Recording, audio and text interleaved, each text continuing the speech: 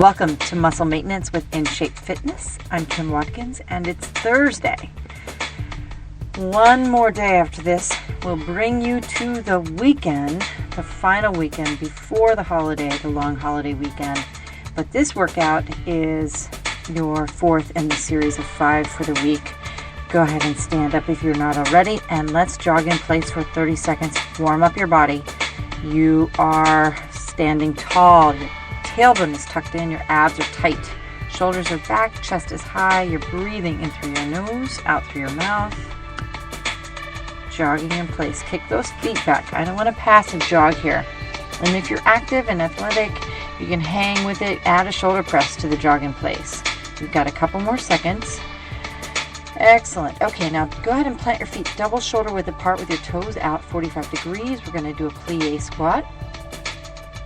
And lower your body as your arms sort of make a circle down between your legs. Squeeze your butt, press your heels into the ground, lift up and make a big circle up over your head. As you exhale, and again, same thing. Lower your body, make a big circle on your way down. Inhaling deeply in through your nose and exhale, lift all the way up, making that circle above your head. And one more time. Inhale all the way down. Big plie squat. You should feel this in your inner thighs. And exhale all the way up. Very good. Okay, now bring your feet together. Your toes are going to, the balls of your feet are going to line up with each other. The heels are going to line up with each other. You're going to isometrically contract all of the muscles in your legs. Tuck your tailbone in, engage your abs. Your arms are up over your head. Press your palms together above your head. Your biceps are back behind your ears. No easy feet. Now bend down to the right, straight down, in one sort of vertical plane. You want to just hang out for a couple more seconds. You're breathing. This is called a half moon. For the last couple of days, we've been doing this thing we call a bowed eye stick, where you're sort of bending back and forth rather dynamically. And now slowly go back to center and then bend down to your left. This is a gentle, very controlled bend. You don't want to bend too far where you're in pain and struggling to breathe. You do want to feel it stretch on the opposite side of your body, but you want, with the half moon, to control the movement so that your muscles are able to isometrically contract and your form is good enough to really, make the most out of the move. Okay, now put your hands down on the floor. You're going to do that same crossbody mountain climber that we did yesterday, where you're doing the mountain climber for 30 seconds. I want you to start now, but I want your right knee, as it comes in underneath your body, to cross over to the left side, and then back, and then the left knee crosses to the right side. So keep your butt down, keep your abs engaged, keep breathing. Nothing else. Breathe, and make sure that you keep moving. All of these muscle maintenance workouts are designed to get you up. Hopefully you just rolled out of bed. It is a Thursday. There's no reason, especially on a summer morning. It's not super, sweltering or oppressive out in terms of the heat and the weather and everything. So get up and get out of your bed and do something. And this is exactly what these workouts are designed to do. Okay, now we're going to do a plank again, but this is called a dolphin plank. So lower your body down onto your forearms and to your toes. Now with the dolphin plank, what you're going to do is you're going to sort of let your body cave in and squeeze your shoulder blades together, and then exhale and round your shoulder blades, sort of concave your upper back so that your shoulder blades are as far apart as possible. And then again, go back to the squeeze, sort of squeeze the shoulder blades together. You I guess it's convex. Yes, that's right. Back to my old biology days or chemistry days or whatever. And then just, alternate that movement back and forth from the inverse to the extended position, the contracted to the extended position. And keep that going. That just makes a little bit of a sort of accentuated upper core work for the dolphin plank, for the plank rather. Okay, now you're back up on your hands. You're not moving from your hand position. Now you're on your hands and your toes. I want you to walk yourself into a downward dog position. and then immediately swing down, swing your body all the way down so that you're in the upward facing dog position. Hopefully you've done yoga before. If you have not done yoga and have no idea what a downward dog or an upward facing dog, what those two positions are, you might be a little bit in trouble here. So a downward dog, but just keep going, assuming you do know what you're doing. You've got 8 more seconds. Downward dog makes like kind of an upside down V with the floor. Your butt is all the way up in the air in like a pike position. Hands on the floor, feet on the floor. And then upward facing dog swings your butt down, sort of contracting the spine and making the body into more of an L with the floor. All right, now we're moving into a hip extension. So you're going to lie back down on the ground on your butt and on your back. Actually, yesterday we did a hip bridge where your feet were on the floor, your hands were down by your sides, and you lifted your hips up into the air. So go ahead and start with that. Let's get you up into that position. It's called a Swiss hip extension. What you're going to do is you're going to get your body up into that hip bridge again, right? So you're going to press your toes into the balls of your feet into the ground. Your feet are shoulder width apart. Do not let your toes face out. And then lift your left leg up. Tap 3 times. Good. Slowly, by the way. And then stabilize your weight on the other leg and lift the stable leg. The previous stable leg is now going to tap 3 times. So if you started with the right leg, move on to the left. Very good. Okay, now we're going to do one crunch, and we'll take a short break. Again, back down on the ground. Your hands are behind your head. We're going to do the same crunch we did yesterday, which is the bent knee crunch. We've done a few change-ups here, so we'll talk about them in a second. But go ahead and just do your crunches. Squeeze those abs as you lift up. Make sure that you remember that you have a marble in your belly button, and you are trying to hold it in.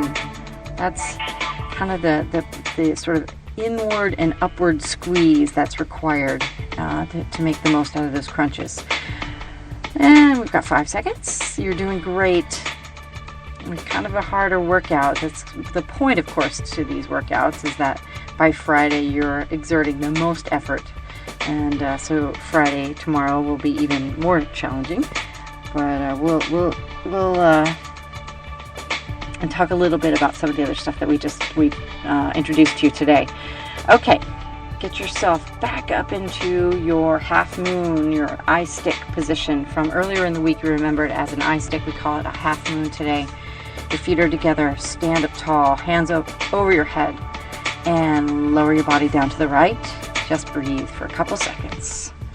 Very good. Unfortunately, we're going to go a little over 10 minutes today, but the same concept applies. We're doing each of these 6 moves twice, and we're going to move fairly quickly here now. Now, lower your body down to the left side. Very good. Just breathe. Make sure that your tailbone is tucked in, and this is really important to engage your abs and keep your body sort of straight. It doesn't mean that much if you end up sort of lowering your body too far down, but then you have to kind of twist your body in the process, which puts more stress on your back. All right, now you're down to the crossbody mountain climbers again. So put your hands on the floor, and 30 seconds starts now. That's the crossbody climber. So you are bringing the knee in and up over to the left side, the right knee to the left side, the left knee to the right side, keeping your butt down, you're breathing. This is a very aerobic move, and that added sort of movement with the glute over to a diagonal just gives a little more emphasis to some of those smaller internal hip flexion butt muscles that are in there. The piriformis, the gemellus, some of the other smaller muscles that don't get a lot of action when you do fairly straightforward stuff. Okay, now we're going to do that dolphin plank again. Down on your forearms. Very good. You are on your forearms and you are lowering your body as you squeeze your shoulder blades together. Then you kind of lift the body as your shoulder blades round up and extend apart. Lower the body, squeeze, round up. Very good. Dolphin planks are kind of hard, and I love them because the upper back absorbs a lot of stress, particularly for people that sit at a desk all day, but even people that don't, like in my profession, for example, as a trainer, we just sort of shrug our shoulders and we're, kind of like just not moving enough with our upper bodies to kind of equilibrate all the sort of movement that you absorb all throughout the day.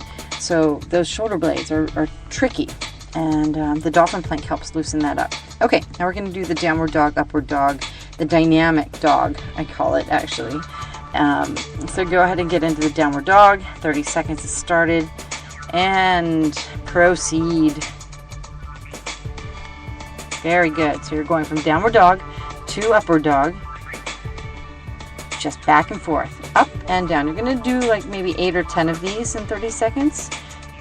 Deep breathing in through your nose, out through your mouth with each of the sort of movement. So as you lift up, tend to do an inhale as I lift up, exhale as I go down to upward facing dog. Either way, the truth is it doesn't matter all that much, but just keep breathing, and you are about 5 seconds away from changing up now over to your back for the last two moves. Then we'll be finished for the day. Awesome. Okay, lay on your back all the way down. Make sure that your feet are planted on the floor, hip width apart, toes facing forward, and your hands are down on the floor as well. Lift up into the bridge. Stabilize your body weight on your right leg. Lift that left leg up, the left knee up, and then just slowly tap the floor 5 times. 1, 2, 3, 4, 5. Very good. Now let's shift the body weight to your left leg. So replace the left leg with the right leg.